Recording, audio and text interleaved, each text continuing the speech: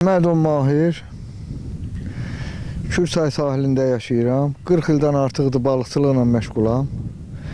Bugündən ayın 1-dən balıq ovu qadağan olundu. Nəsli tükənməsin, artsın. Hamı yığışdırıb torun. Mən də o kimi həmişə balıqla dolanmışıq, Kürçayla dolanmışıq. Balıq da demək olar ki, əvvəlki kimi yoxdur. Qabaqki kimi balıq yoxdur. İndi ayın 1-dən qadağa qoyublar. Nəsli artsın, törəsin, balıqların kürü tökən vaxtıdır. Balıqçılıq ümumiyyətlə çox ağır sənətdir. Həqiqətən, kənardan baxana bu yüngül görüşə bilər. Qışda, soğuqda, kürdə axıntının güclü olan vaxtı qorxuludur. Hər şey ola bilər. Biz alışmışıq artıq, neyləmək olar? Yaşayışımız budur, dolan obru ilə.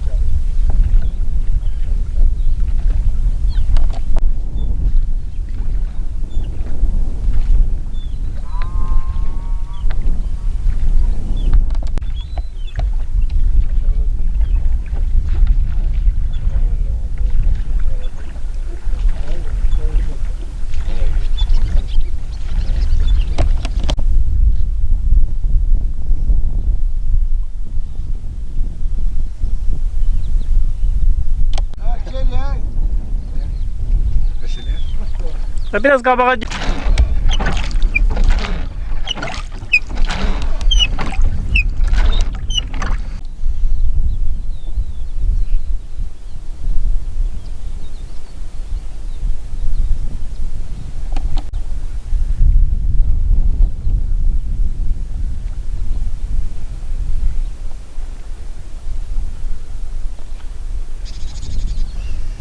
Ağayev Namik, Kürçayında yaşayıram.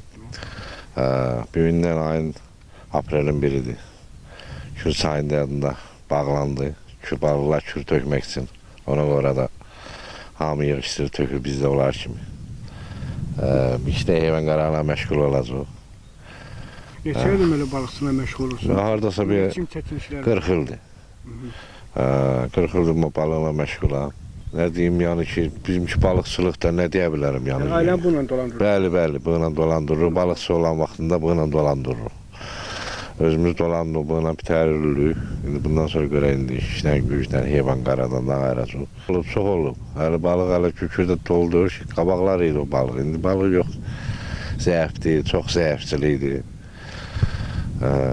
Belədir. Əli boş qayıdın?